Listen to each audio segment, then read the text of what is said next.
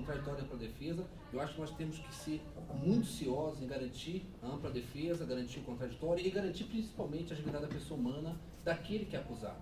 Se a gente faz isso com o nosso preso, se a gente faz isso com o nosso usuário, temos que fazer isso também durante os nossos procedimentos. Eu acho que garantirmos a publicidade é algo muito diferente. E eu entendo também a posição da ouvidoria. Eu acho que tem, eu não acho que é possível. Só um segundo. Eu acho que a gente garantir a publicidade sair no Diário Oficial, dizer todo o Estado, é fundamental. É qualquer um que quiser aqui vir. Se a ouvidoria achar que a gente vai ter um julgamento corporativo, trazer a sociedade civil, né, ouvir os debates, a gente garantir a fala, o contraditório, mas tudo no mesmo ambiente. Vocês estão vendo uma campanha eleitoral, vocês estão vendo o que é capaz, por meio de Facebook, por meio de YouTube, fazer com a vida de uma pessoa. É uma fração, uma pessoa virar bandido, a pessoa virar corrupto, de pegar palavras aqui e juntar no meio de uma edição, de falar só, desde a época que ele é defensor público, ou ver como até a carreira dele, olha, o cara que, veja lá, o primeiro subdefensor público acusando ele, o primeiro subdefensor não ia falar isso à toa, né, no caso dele. Mas depois ninguém vai pegar e vai ver o que aconteceu, em que circunstância aquilo aconteceu, né? Então, eu acho que hoje os instrumentos de mídia, os instrumentos de comunicação, não nos dão garantia que nós vamos conseguir resguardar a intimidade, a privacidade e a dignidade dessa pessoa. Pode ser que no caso dela, seja um caso muito simplório, a gente vai aqui, todo mundo aqui caminha num sentido. Mas eu acho que hoje, isso por um lado não vai garantir a publicidade, porque a ouvidoria pode garantir essa publicidade por demais meios. Por exemplo, se achar que aqui houve corporativismo, ou achar o contrário, que não houve corporativismo, que houve uma perseguição absurda da defensão pública, isso vai ser denunciado, porque vai sair ao extrato, vai poder compartilhar isso, vai poder trazer as pessoas aqui nessa sessão, não vai haver um julgamento secreto, mas daí temos um grande cuidado. Eu acho que é muito importante, isso é muito fácil abrir um procedimento na Corregedoria, pode ser muito mais fácil no futuro, daqui a 10 anos, sabe, eu não gosto do Alexandre Orsi, abre um procedimento lá, junto meia dúzia de prova, e a Corregedoria vai ter que abrir esse expediente. No meio da dúvida, a Corregedoria vai ter que mandar esse julgamento aqui para a sessão do conselho e eu vou estar exposto. Até eu ser inocentado, né, minha imagem vai estar lá e as pessoas vão poder dizer. Então, eu me filio àqueles que não concordam com a gravação e digo por quê? Porque estou sendo cauteloso e acho que temos que ser cauteloso com aquele que é acusado. Por quê? Porque é a parte mais frágil disso tudo aqui. Não somos nós a parte mais frágil. Rafael, gostaria de uma parte, não quero aqui ficar divergindo da presidência, mas particularmente entendo que não se pode fazer regra prevendo aquele que vai descumprir um direito ou abusar dos direitos, né? O que nós temos que garantir aqui é uma publicidade natural. Se nós não fizéssemos isso nas sessões ordinárias do Conselho, aí tudo bem, não poderíamos aqui então divulgar pelos outros meios.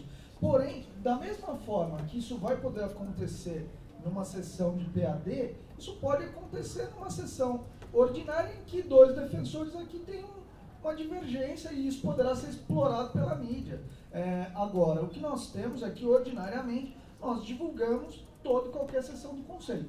E, de novo, eu divirjo, porque eu entendo que quando houver questões delicadas, questões que envolvam a intimidade, a honra e interesse social, isso vai ser avaliado pelo Conselho a pedido do interessado, ou mesmo de ofício, a pedido do relator, e nós vamos fechar. Agora, se não houver nada disso, se não houver o pedido, se não houver uma manifestação do conselheiro relator, nós temos que dar a mesma forma de transparência que nós damos a toda e qualquer sessão.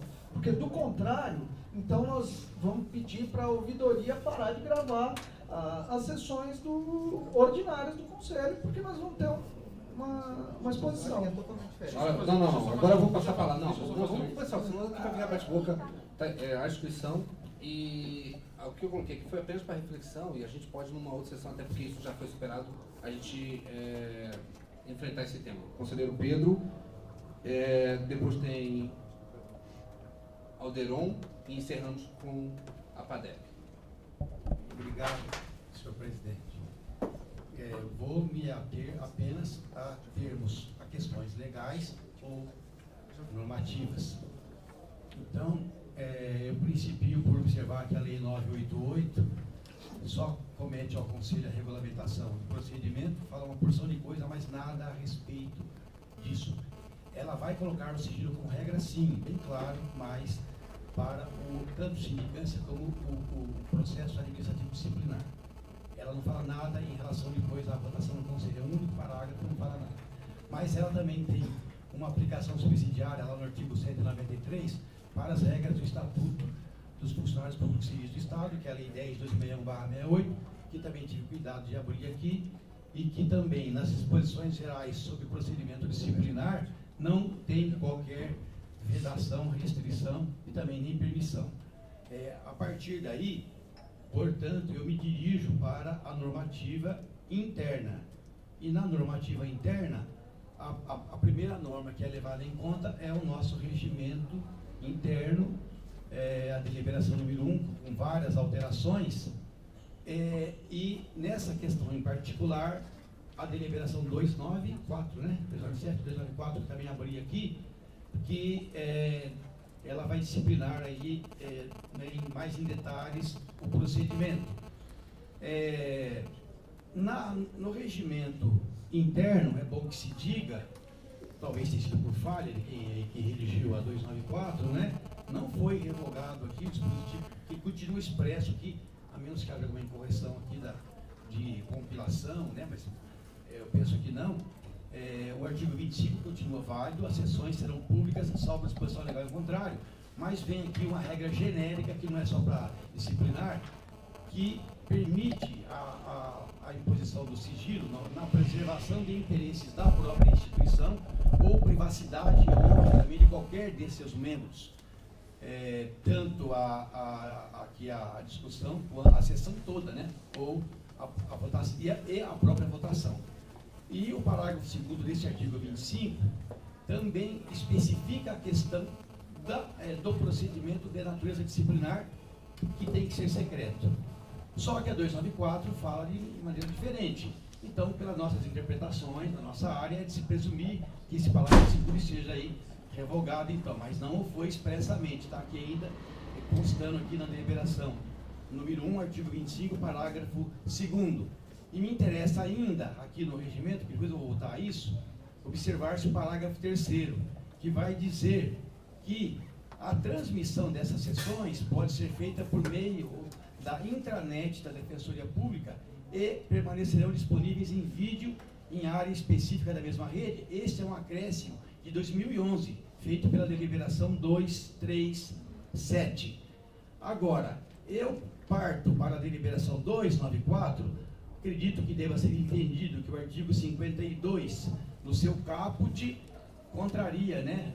Esse sentido totalmente contrário, ela é mais recente, essa questão da publicidade específica para o processo disciplinar, à medida em que ela diz que é pública também a regra geral do regimento, mas ela coloca uma forma diferente para a exceção. Diz que a pedido do interessado ou do relator, não é? A sessão pode, em decisão fundamentada, né, e é de forma excepcional, poderá ocorrer com publicidade restrita. E até fala que a finalidade, né? Que é com exclusividade, o resguardo do direito à intimidade e honra das pessoas envolvidas, e uma segunda hipótese, que vem mais ou menos na linha daquela outra do regimento, né, por interesse social exigir, mas manda-se observar também as disposições regimentais, aqui no caso de quórum e demais deliberações do regimento. E o artigo 56, parágrafo único, vai falar aqui da publicação, mas vai se reportar ao 52, ou seja, ela vai ter que ser publicada na íntegra, mas se for o caso dessa restrição do 52, tem que ser observado isso. Então eu não consegui localizar, não é da minha época, acho que não existe isso aqui, né? Uma definição do que seja publicidade restrita. Essa aí, portanto, vai aí ao nosso bom senso, aqui, a nossa interpretação. Mas o regimento traz um detalhe parcial, mas traz no tocante à veiculação pelo meio eletrônico da intranet. Agora, o que me importa aqui, em relação especificamente, para finalizar, quanto à questão de ordem, é que apesar de constar que, genericamente, de uma forma, sem se manifestar expressamente, mas que a interessada não está se opondo à publicidade, nota-se que o seu defensor acompanhou o conselheiro Horácio, dizendo que, por ela, ele até não vê, mas que ele entende que mais propício seria essa postura de uma publicidade restrita. Eu entendi assim. Me permite agora a defensora, eu acho que vale mais a palavra dele do que a dela, porque ele é o defensor dela, isso a gente sustenta nos nossos processos criminais, no dia a dia. A gente vai contra o nosso interessado, indo pelo defensor. Então, nesse sentido, agora, aqui resta o particular, né? Não há aquilo que se fala de requerimento, eu acho que é indevido, né? Mas não há por parte do relator, mas ele disse por que não há. Não há porque está entendendo que não há oposição. Mas eu estou entendendo, me permite agora concluir, que há oposição sim. Há oposição, bom, se entenderem por bem, tudo bem, mas como defensor dela, eu acompanho o conselheiro Horácio. Então, nesse sentido, eu finalizo aqui a minha ponderação, entendendo que é caso de aplicação de publicidade restrita, não há definição para ela, mas eu acredito que se for a publicação, respeitando a posição da ouvidoria, mas se for uma publicação integral, não é restrita.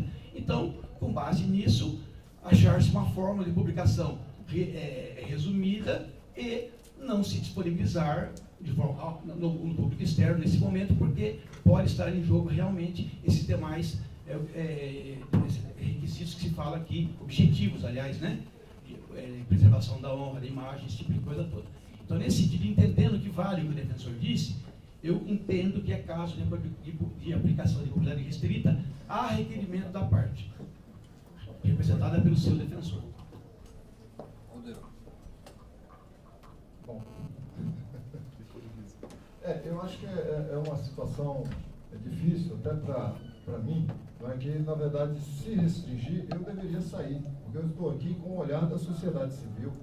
Eu estou aqui com o olhar da sociedade civil. Eu queria até pedir desculpa à defensora e ao advogado por estarmos aqui nessa polêmica, mas é uma polêmica já antiga, né, que nós, da ouvidoria, somos o controle social, né, do serviço público da defensoria.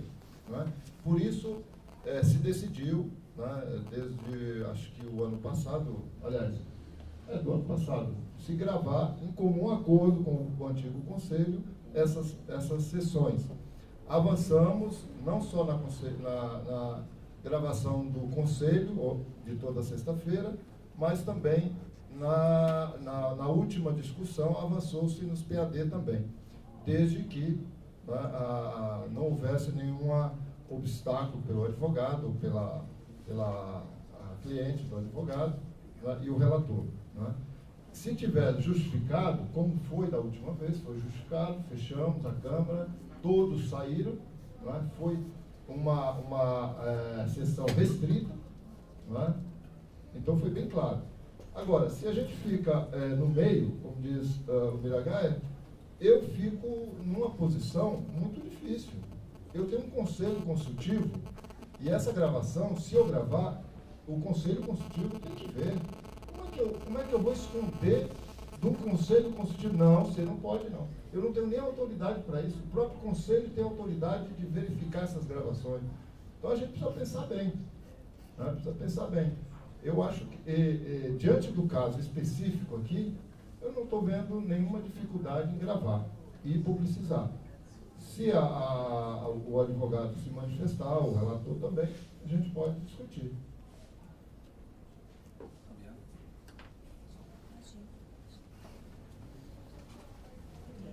A associação respeita a posição da defensora, mas eu só queria relembrar algumas discussões que nós tivemos aqui na época da deliberação.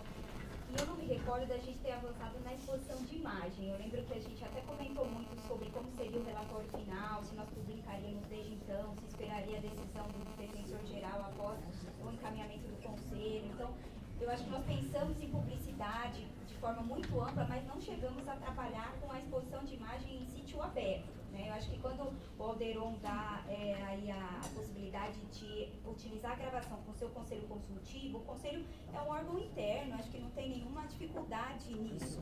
Está justificada, é uma gravação, ela está sendo utilizada no âmbito interno. A minha preocupação é na exposição da imagem, especialmente para casos que envolvam até processos, atuação. Né? Nós vamos falar de atuação de um defensor ou de um servidor num processo específico. Ali vão ser discutidos detalhes sobre, às vezes, os processos dos nossos usuários. Então, assim, existe também uma exposição reflexa do usuário, muitas vezes a gente se refere ao nome aqui da pessoa. Nós temos a questão de, às vezes, trabalhar com uma inação do defensor em relação ao processo criminal. Eu acho que, para além do que o Luiz falou, da pessoa aqui sindicada ter um pedido de restrição ali da publicidade a partir daqueles elementos do artigo, existe também um risco pessoal que a gente deve considerar. Né? A gente está trabalhando num campo aberto, no YouTube, com uma situação de um defensor que pode ter deixado de atuar em um processo tal. Nós já enfrentamos problemas na carreira em relação a isso, inclusive na área de família, de perseguição de defensor. Eu acho que a gente tem que ter um cuidado ainda maior em relação às possibilidades aqui de restrição de publicidade. E acho que a imagem é um plus a mais e um cuidado que nós devemos ter com a matéria que a gente trabalha. Só falar para o Pedro que a emenda constitucional 80, ela nos aplicando que couber o 93, em especial o 93, o 93 ele é explícito, se dizer, a publicidade das sessões de procedimentos administrativos para a magistratura. Né? É o 93.10, que ele torna público todas as sessões da magistratura. Foi um avanço muito grande que veio na reforma do Judiciário para a emenda constitucional 45, se não me engano. E agora, só o fundamento que o Horácio falou, eu acho, Horácio, que por um lado você tem uma certa razão acho que o Luiz também falou isso, das sessões das audiências criminais não serem públicas, mas eu acho que seria um grande avanço da sociedade se elas fossem públicas. Né? Se elas fossem públicas para serem utilizadas como instrumento de defesa, para ver as atrocidades que são feitas pela acusação, que são feitas pela magistratura, que são feitas por todos os atores do sistema de justiça contra a população carente. E aqui nós não deixamos de ser, de certa forma, acusadores, e eu tenho certeza que em muitos processos, muita gente não teria feito e dito o que foi feito e falado nas sessões do Conselho se ela tivesse sido pública. E na parte das audiências criminais, eu tenho certeza que não fariam o que estão fazendo com a população acusada, com a população que está colocada nos bancos dos réus, por falta de publicidade. E nessa linha, as sessões do Supremo Tribunal Federal são públicas, né? E todos nós, muitas vezes, deixamos nossos afazeres para assistir. A gente sabe muito bem, principalmente o processo do mensalão, que todo mundo se curvou para assistir à exposição pública, e ali todo mundo teve a possibilidade de ver as acusações que foram feitas, os argumentos que foram utilizados. Eu acho que aqui, uma questão que o português colocou, que eu acho que ele tem razão, é de fato a gente não ter, seja pela administração, seja por qualquer um de nós, em especial pela ouvidoria, que vai ter o papel de fazer essa divulgação, não se utilizar de material editado ou editável, né, para fazer uma montagem. Eu acho que a publicidade, como o Luiz colocou, ela é normal de inteiro teor das sessões, seja do conselho, seja dos procedimentos. Eu acho que qualquer pessoa, sim, tem o direito de responsabilizar aquele que, se utilizando da publicidade, abusa do seu direito de publicar algo. Né? Se alguém edita, se alguém busca fala, se alguém se utiliza disso para deturpar a imagem do que foi feito com a publicidade, é algo que tem que ser feito através de uma correção. Né? A teoria, né, da generalização do medo não pode ser utilizada para fragilizar o princípio da publicidade. Eu acho que quanto mais a gente publicizar, eu espero que o que a gente está fazendo na Defensoria avance para as outras carreiras, para que a gente possa ver o que de fato as outras carreiras têm feito com o seu sigilo. Eu acho que seria um avanço muito grande. Então, por isso, eu insisto em que a gente deva manter o sigilo da forma como está, da forma mais ampla possível, que isso cada vez avance mais para as outras instituições. Só um elemento concreto. Vamos voltar para o processo. Só uma parte rápida. Com relação à emenda constitucional 80, ela entrou em vigor posteriormente à abertura do processo. A sessão é hoje. Mas ainda. Sessão hoje não, mas espera aí. Norma punitiva. Norma punitiva, tem várias regras aí. E assim, só sobre esse aspecto. Eu quero convidar uma Primeiro ano de faculdade eu já aprendi isso daí. Só que eu acho assim, pessoal, Só queria dizer que eu, na minha faculdade, não consegui aprender isso. Você faltou aos debates. Você faltou aos debates aqui em que nós discutimos, inclusive, a incidência ou não da emenda constitucional. E lá a gente teve diversos argumentos para trazer a implicação da publicidade, não só com base nisso, mas em outras. Em respeito à sindicada, Eu vou passar a palavra ao relator e ao final a gente retoma isso. As imagens não estão sendo transmitidas ao vivo. Depois a gente vê e, enfim, vamos dar a palavra agora para o relator, que está com a palavra. A gente volta depois. Vamos lá, não vai ser ao vivo, pode ser. Como não é ao vivo, bom, inicialmente eu gostaria de pedir excusas aos senhores aqui, até pela vestimenta que estou fazendo uso na tarde de hoje, porque na verdade eu não estaria nem em condições de estar aqui. Fiz uma cirurgia sexta-feira passada, então só vim porque o PAD tem prazo, então não teria como postergar o julgamento. Tive que me debruçar sobre o processo nesses dias, e aí então, desculpa pelo uso de vestes não oficiais em uma sessão pública do Conselho Superior. De toda forma, posso passar a leitura do voto. PAD sumário, CSDP 01-2014, Marici Herder Coelho Câmara. Jesus lhe disse: só em sua própria terra, entre seus pares e em sua própria casa, é que o profeta não tem honra. Marcos, capítulo 6, versículo 4. Excelentíssimos conselheiros, trata-se de um procedimento administrativo disciplinar sumário, instaurado conforme disposto no artigo 188, inciso 2 da Lei Complementar 988. A acusação que consta da portaria do presente procedimento cinge-se aos incisos 4 e 6 do artigo 164 da Lei Complementar 988, a saber, é dever do defensor público desempenhar com zelo e presteza, dentro dos prazos, os serviços a seu cargo e os que, na forma da lei, lhe sejam atribuídos pelos órgãos da administração superior. Esgotar as medidas e os recursos cabíveis na defesa dos interesses do necessitado, assistido, inclusive promover a revisão criminal e ação rescisória. Segundo ainda a portaria de instalação, a primeira Subdefensoria Pública Geral, ao verificar a manifestação da Defensora Pública nos autos da revisão criminal número X, verificou que esta não apresentou nenhum requerimento em benefício do sentenciado, nem mesmo a da continuidade delitiva junto à VEC ou ao defensor público natural, apesar das informações existentes nos autos que demonstravam que o peticionário respondera e fora condenado por diversos roubos praticados contra empresas de transporte da zona leste da capital, em lapso temporal determinado.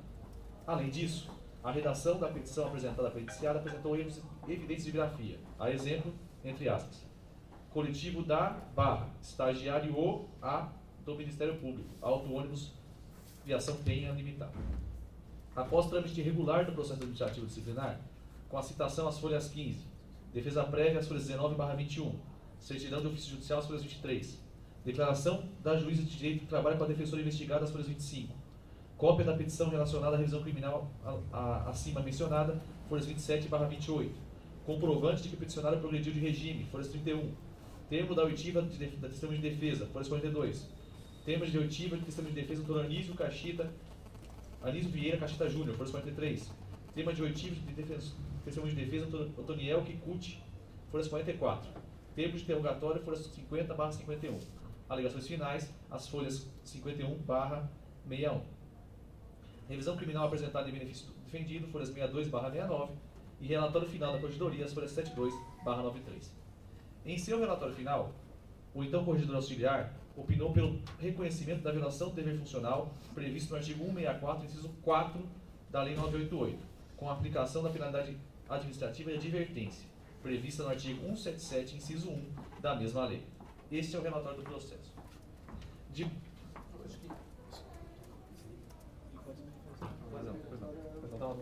Não fica que você foi ler. Tava no índice que eu lendo.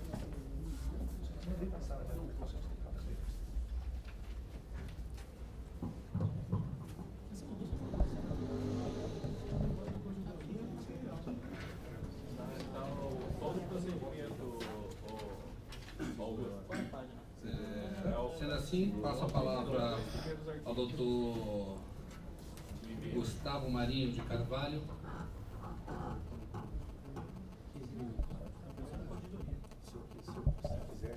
Tem um tempo aí razoável para se manifestar. Fala aqui? O senhor tem o microfone? Quando o senhor se sentir mais confortável. Boa tarde a todos. Boa tarde, excelentíssimos conselheiros. As minhas palavras serão muito breves, tá? Porque todos aqui já têm conhecimento do caso. Trata-se de uma representação sobre a possível desídia, vamos dizer assim, da defensora Marici com relação a um assistido numa revisão criminal. Tá? O ponto que eu deixaria em destaque aqui, que eu acho mais relevante, se refere à aplicação do artigo 178, né, da Lei Complementar 988 de 2006. Tá? Nenhuma infração pode ser, nenhuma penalidade poderia ser aplicada aqui à defensora por uma questão muito simples. Primeiro, não houve qualquer prejuízo ao assistido. Né? As medidas que poderiam, em tese, ter sido tomadas, já haviam sido tomadas por outros meios. Né? E eu destaco aqui a progressão de regime, que já havia ocorrido antes mesmo dessa revisão criminal chegar às mãos da defensora. Tá? Outra coisa que eu destacaria também, que é de suma importância, e isso tem que ser considerado por todos, para que não se desestimule, penso eu, a atuação ímpar de todos vocês, em especial da defensora Marici, que tem uma carga generosa de trabalho, é a ausência de qualquer antecedente. Né? Pelo contrário, ela é muito bem vista entre os colegas de trabalho dela, né? E até mesmo pelo Poder Judiciário local, como muito bem destacou o relator aqui na parte dos fatos. Então, eu acho que a ausência de antecedentes, né? O cuidado que ela sempre demonstrou no exercício do seu trabalho, o zelo, né? E a inexistência da violação da conduta, de esgotar todos os meios possíveis, né? Isso só recomenda o arquivamento, né, desse processo administrativo disciplinar. Ao meu ver, seria um excesso a aplicação de qualquer penalidade. No máximo, a gente poderia pensar aqui, em teoria, seria o arquivamento com algum tipo de recomendação, tá? Mas não a penalidade da defensora.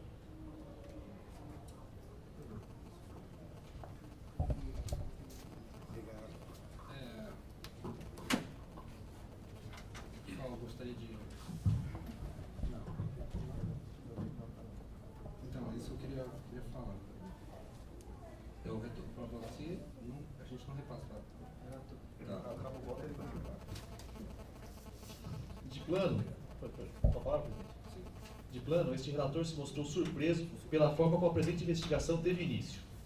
Sem qualquer provocação e agindo de ofício, o então primeiro subdefensor público-geral, Dr. Renato de Campos de Vito, mediante ofício SP-DOC de número de 4 de dezembro de 2013, levou a conhecimento da Igreja Corregedoria fato envolvendo a defensora pública Marici Heder Carvalho Câmara. Nota-se que o então primeiro defensor público, em momento algum, esclareceu como teve acesso a tal fato que envolvia a defensora pública mencionada. Não é crível que um dos gestores máximos da instituição fiscalize, uma a uma, as manifestações dos inscritos para executar revisões criminais. A delação feita pelo primeiro subdefensor público-geral do Estado em muito se assemelha às denúncias anônimas, que, de forma surpreendente, tentam justificar a atuação policial e seus métodos questionáveis de investigação. Como defensor público, não me parece adequado concordar com esse tipo de delação sem fundamento, e principalmente sem origem. É, ao meu ver, o direito de quem é acusado conhecer plenamente o seu acusador e a origem da sua acusação. De nada adianta o delator prolatar a acusação sem mencionar como teve conhecimento das mesmas e quais os critérios e métodos utilizados para se chegar ao fato imputado à defensora. Fácil missão de quem acusa quando não precisa justificar sua forma de agir. O direito de defesa, a ampla defesa e o contraditório assegurados em solo constitucional não permitem tal construção. Da origem, uma delação sem qualquer base fática já seria suficiente, aos meus olhos, para macular os procedimentos investigatórios que assim se seguiram. Com base nesta delação assim mencionada, foi instalada uma sindicância e, posteriormente, procedimento administrativo disciplinar para apurar o comportamento da defensora pública investigada. Superada a mácula construída pelo delator, a qual friso, ao meu ver, anularia todo o processo investigativo subsequente, passo à análise do mérito. Da violação do inciso 6 do artigo 164 da Lei 988, esgotar as medidas e os recursos cabíveis na defesa dos interesses do necessitado assistido, inclusive promovendo a revisão criminal e a ação rescisória. Neste aspecto, o próprio relatório final da Corregedoria é favorável à absolvição. Segundo a portaria de instalação do presente procedimento administrativo disciplinar, no que tange ao dispositivo acima mencionado, a defensora Marici deveria ser investigada por não apresentar nenhum requerimento em benefício do sentenciado, nem mesmo a continuidade delitiva junto à VEC ou defensor público natural, apesar das informações existentes nos autos que demonstram que o peticionário respondera e fora condenado por diversos roubos praticados contra empresas de transporte na zona leste da capital em lapso temporal determinado. Ao final do procedimento, o Dr. Corregedor Assistente opinou pela absolvição por entender que, de fato, não haviam medidas cabíveis a serem aplicadas, seja em revisão criminal, seja em execução penal. Neste aspecto, há que se frisar que, aos olhos do delator, haviam outras medidas a serem tomadas, e durante todo o procedimento questionou-se a independência funcional da defensora, ao deixar de apresentar a revisão criminal solicitada pelo defendido. A defensora Marici, como todos os demais defensores, gozam de independência funcional, e, por óbvio, o pedido formulado por qualquer peticionário não tem o condão de vincular a atuação funcional de um defensor. A não ser que se queira entender que a revisão criminal é um direito público subjetivo de toda e qualquer pessoa que sofre uma condenação criminal. Os defensores públicos devem analisar com precisão se é ou não o caso de propor tal medida extrema. A revisão criminal desconstitui a coisa julgada e desfaz todo o julgado que fora construído perante o contraditório e a defesa. Em regra, o julgado deve ser cumprido. As hipóteses de cabimento de revisão criminal estão previamente previstas em lei. Não é um ato de vontade de quem quer que seja. A saber, revisão criminal, artigo 621, dispensa a leitura por ser de conhecimento geral, o artigo 261 do Código de Processo Penal. Após a leitura dos autos, nota-se que as hipóteses legais previstas não foram preenchidas, e a defensora pública Marici, após a leitura do processo, chegou à mesma conclusão que chegou o ilustre corregedor assistente. É incabível propor revisão criminal para o defendido. Deve-se prestigiar a autonomia e a independência dos defensores públicos, ainda que o ilustre corregedor chegasse à conclusão diversa. Acredito ser o caso de designar outro defensor para realizar o pedido, nos moldes que se aplica ao artigo 28 do Código de Processo Penal. Dispenso a leitura por ser de conhecimento público notório. Note-se que tal medida, adotada pelo órgão de acusação, privilegia a independência funcional, que não pode ser flexibilizada por ato do primeiro subdefensor público geral, como ocorreu nos autos. Desta forma, parece ser incabível a revisão criminal e, ainda que fosse, por respeito à independência funcional, a defensora deve ser absolvida da imputação de deixar de esgotar as medidas e recursos cabíveis na defesa dos interesses do necessitado assistido, inclusive promover revisão criminal e ação rescisória. Item 2. Da violação ao inciso 4 do artigo 164 da Lei 988. Desempenhar com zelo e presteza, dentro dos prazos, os serviços a seu cargo e os que, na forma da lei, lhe sejam atribuídos pelos órgãos da administração superior. Neste aspecto, discordamos da opinião lançada nos autos pelo excelentíssimo corregedor assistente. Segundo o relatório final, no mérito, a decisão da defendida não pode ser objeto de censura. Porém, na forma, a defensora teria faltado com o zelo e com os cuidados necessários e esperados de todo defensor público. Segundo ainda tal manifestação, a indiciada teria agido com culpa, na modalidade de negligência, eis que a manifestação dela não teria seguido as cautelas necessárias, o que poderia causar prejuízos à imagem e ao prestígio da instituição. Aos olhos da Corregedoria, folhas 82, entre aspas, a manifestação jurídica de não cabimento da medida, como ocorre no caso em análise, deveria ser mais completa e integral possível, pois representa uma verdadeira sentença negatória a priori, que praticamente impede o processamento judicial da pretensão do usuário. Pois bem, acredito que não se pode imaginar que a forma, por si só, possa ocasionar a imposição de qualquer sanção administrativa. A forma é o veículo que carrega o mérito, e neste caso, todos concordam que, no mérito, nada deveria ser feito para que a revisão criminal solicitada pelo defendido fosse processada. De fato, a forma apresentada pode não ser a melhor possível, e pode, como de fato apresenta, defeitos. Contudo, não por isso se pode macular a vida funcional de uma defensora pública exemplar. Nota-se, pela leitura dos autos, que há provas de que a defensora pública é pessoa zelosa e prestativa. A magistrada com quem a defendida trabalha certificou isso. O ofício judicial em que ela trabalha também certificou. 2 defensores públicos também, assim como uma testemunha alheia aos quadros da instituição. Desde o início do voto, refriso, somente em sua casa parece que o defensor público não tem honra. Um ato isolado, que sequer ocasionou prejuízo a quem quer que seja, não pode ensejar a imposição de pena. A ausência de prejuízo deve ser destacada. O comportamento da indiciada não prejudicou o defendido, que, conforme restou demonstrado, já tinha outra revisão proposta para a defesa dos seus interesses, e já estava no gozo do regime semiaberto quando da análise do caso pela defendida. Não se frustrou ou maculou as expectativas do defendido. Ao bem da verdade, ele, em ato de desespero, solicitou vários pedidos revisionais. Entende seu desespero. O sistema prisional é medieval e desumano, contudo, não por culpa da defendida ou da Defensoria Pública. Ao solicitar o presente pedido revisional, já existia em andamento outro pedido. Logo, falar-se em prejuízo diante do caso concreto parece algo teratológico.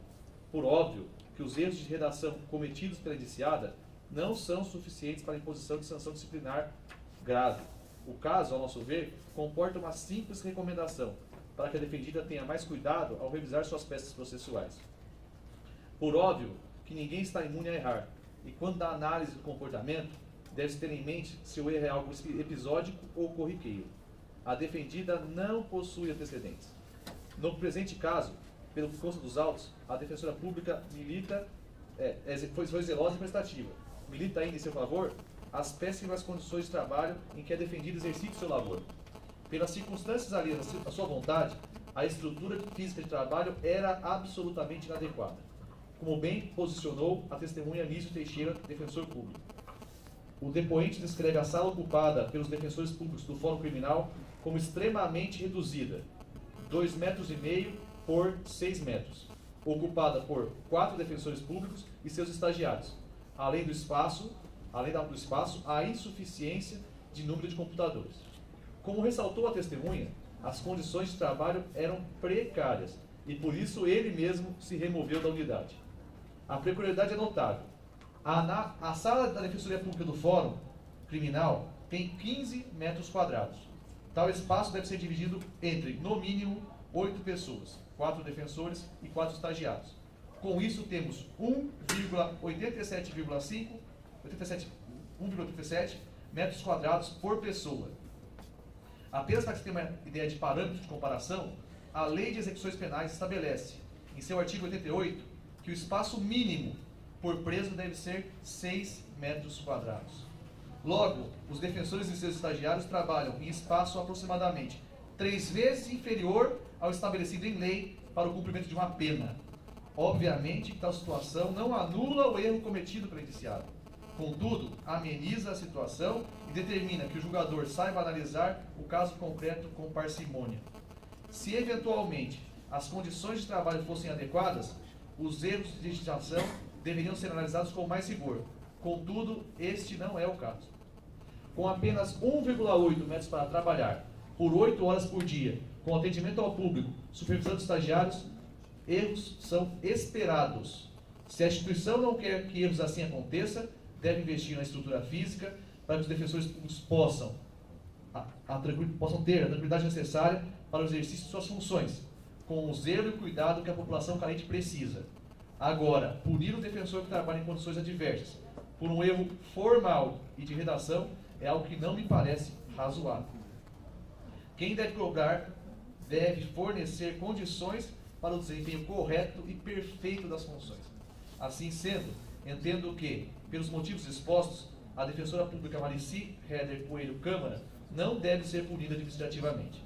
Como sabemos, inúmeros defensores públicos, em seus estágios probatórios, avaliados por este Conselho, cometeram erros de redação. E, nesses casos, uma primeira abordagem, se faz o uso de recomendações. Até o próprio relatório final da lavra do egrégio corregedor assistente apresenta pequenos erros de digitação, como as folhas 78 dos autos. Por isto, e por tudo mais que consta, voto pela absolvição da indiciada. Obrigado, conselheiro. Antes de passar a palavra e abrir os debates, como presidente e também primeiro subdefensor público e como o expediente saiu do órgão que hoje coordeno, quero expor tão logo meu posicionamento em relação ao ofício encaminhado à Corregedoria, dizendo brevemente que entendo incabível, entendo impertinente o ofício encaminhado e acho que parte de uma incompreensão do que é coordenar e de como obter, como colaborar ou construir determinado ambiente dentro da instituição. Em determinado momento, eu acho que os únicos instrumentos que pareciam construtivos ou que poderiam induzir a carreira a do levantamento era esse instrumento que é o procedimento disciplinar. Eu acho que não há razoabilidade nesse sentido. Me parece que também casos são pensados, né, aleatoriamente. Subjetivamente? E, como bem lembrou o conselheiro, até porque já tenho 4 meses como primeiro sub, não sei bem como. Até porque não é da rotina da primeira subdefensoria a apreciação desses expedientes. Então, não conheço estritamente o cotidiano e a rotina da defensora pública, mas não é por isso, né, que posso acusá-la de qualquer coisa e também induzir ou intuir desse comportamento, né, algo que possa de alguma forma macular a sua carreira dentro da instituição. Não acho que as condições, né, possam de alguma forma levar um defensor público a atuar de uma forma ou de outra. Acho que circunstâncias acontecem, mas faz parte da instituição, né, expedir recomendações, ligar para o defensor público, saber o que aconteceu, né? Eu acho que todo um escalonamento não ocorreu para que nós chegássemos a esse ponto aqui. E não ocorreu com, né, mostrar que isso ocorreu não só com a defensora, como ocorreu de maneira geral com os diversos defensores públicos envolvidos na mesma atividade. Então, até para abrir o debate, queria expor que esse não é o entendimento da primeira subdefensoria pública, e isso não iria ocorrer, não, nesse primeiro momento, não seria a primeira medida a ser utilizada pela primeira subdefensoria pública no presente caso. Só um fato, presidente, é que isso foi da gestão anterior, talvez o senhor... Não, eu entendi. Não, sei o que eu assinei ou não assinei, né? Não estou dizendo que eu assinei que agora desassinaria. Que é um procedimento na primeira. Só que fique claro, né? Porque às vezes você está... Não, estou defendendo. Estou defendendo o órgão. Então, eu acho sim que a situação poderia ser melhor avaliada pela defensora. Eu acho que poderia ter abordado, mas isso, na verdade, pode acontecer, todos são sujeitos a isso, como bem lembrou o conselheiro Luiz Eduardo. Mas isso há um escalonamento e faz parte de liderar a instituição, da responsabilidade de ser gestão, né, ser proativo nisso, em escalonar, por meio de outros instrumentos, esse comportamento do defensor público. Então, passo a palavra aos conselheiros para o debate. E acho que isso poderia ser reduzido, pode não ser reduzido por meio de uma recomendação. Queria me inscrever. Conselheiro Pedro.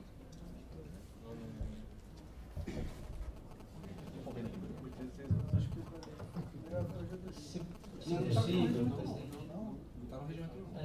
Quando inquirida, né, pelo regimento. Não, aqui no regimento Não, não. no regimento agora é discussão da preferência causa, da corregedoria não. sobre esclarecimentos, pelo caso. Não, qualquer um pode pedir esclarecimento. Poderá pedir esclarecimentos ou não. Eu me sinto esclarecido aqui.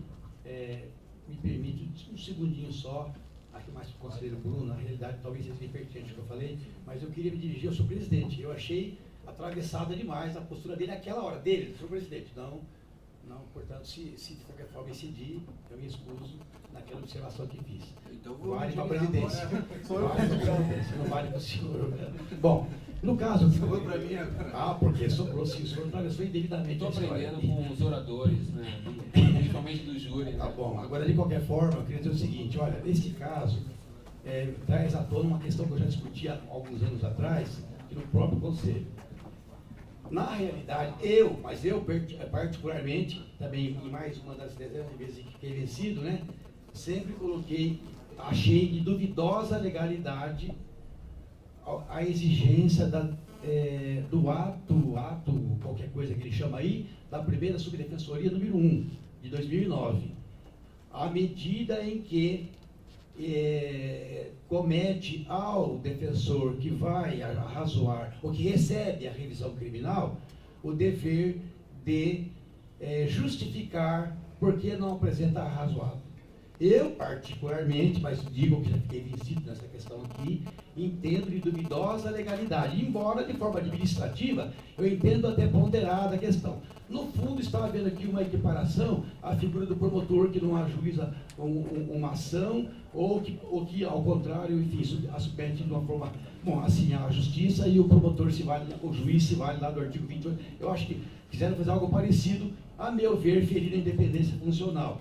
Na questão da fundamentação, na questão numérica de receber ou razoar, para isso já tem corregedoria, para verificar, cuidar, saber se ele arrasou, se faz. Só uma parte, Pedro.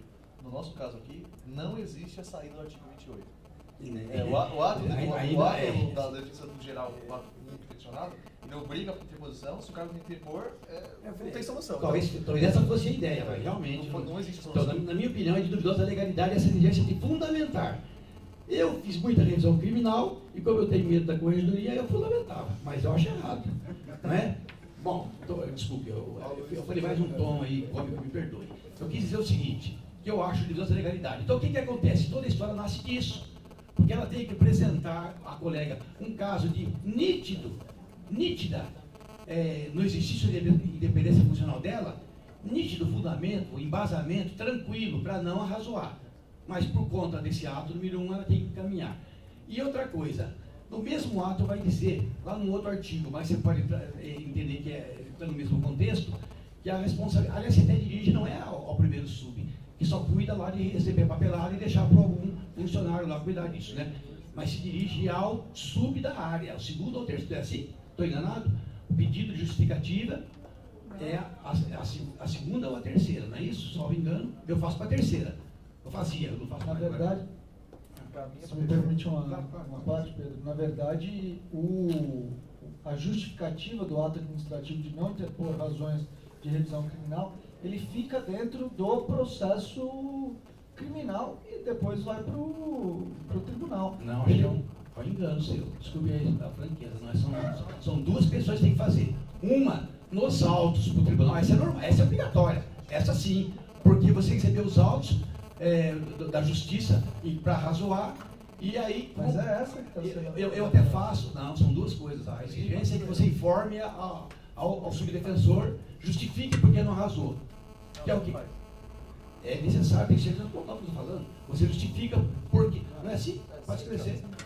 Segundo o ato, deve haver a fundamentação diante da não apresentação da revisão criminal, mas não, aqui a gente não tem um destinatário, né, dessas. Por isso que eu falei que por equivalência, lá no outro dispositivo seguinte, ele fala que se não seguir o prazo, se comunica ao sub da área do defensor, tem que comunicar à corregedoria.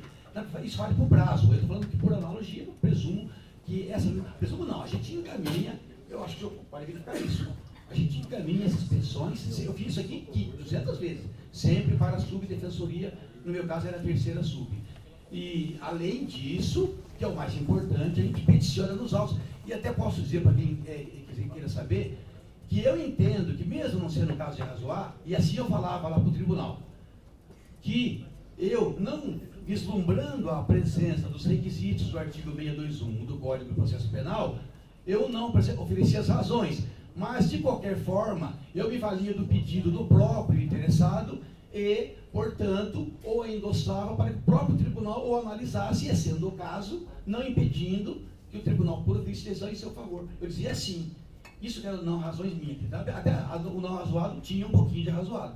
Bom, mas eu vou passar essa parte. Queria dizer que eu acho meio duvidoso isso. Agora, de qualquer forma, passado isso, vem uma manifestação administrativa que chega de um jeito ou do outro, não vou assim nessa linha aqui, mas o jeito todo chega à administração e aí encaminha a corregedoria. Se a corregedoria soubesse disso pela própria atividade dela, convencional, ordinária que ela está aí, ou extraordinária que ela está aí, e num dos casos ela sempre vai saber, que são os casos do estágio probatório, já não era o caso, já tinha ultrapassado o período, não é isso? Então ela própria tem feito recomendações. Então o objetivo é esse, é melhorar. Não vejo nada de correcional nisso daqui, não vejo mesmo. Então nessa linha de raciocínio, sem querer me alongar mais, eu só fico numa dúvida porque o relator, no final, não disse isso, disse absolvição. Mas ele fala do decorrer aqui que poderia haver recomendação. Eu entendo que não há essa previsão, que ou absolve ou não absolve. Ou a sanção mais branda é a advertência. Ainda que postulado que eu no arrazoado, eu entendo que aqui é caso pura e simplesmente de advertência, o que não cerceia a corregedoria em sabendo do caso, se assim o compreender na sua atividade específica própria e regular, está na lei, de recomendar, se assim o entender. Agora, como foi aberto um procedimento, foi feito um requerimento, foi instaurado, que nesse caso em particular até ela seria prejudicado. E o próprio procedimento em si já vale muito mais, neste caso agora em particular, do que uma recomendação. Temos aqui a defensora sentada aqui, né? E, enfim, o meu encaminhamento, só falei por falar, porque não vou uma mudança aqui agora, é de entender, até de duvidosa legalidade, ter que se justificar. Mas, já superando isso, no caso concreto, é o que importa, o meu voto é pela absolvição, sem qualquer restrição, sem qualquer recomendação. Só para esclarecer, o dispositivo é pela absolvição, sem dispositivo. É que você mencionou durante o... Eu mencionei porque seria o caso. Até tendo como parâmetro a breve exposição do conselheiro Pedro, passo a palavra ao conselheiro Bruno Napolitano. Quer colocar meu aí? Augusto.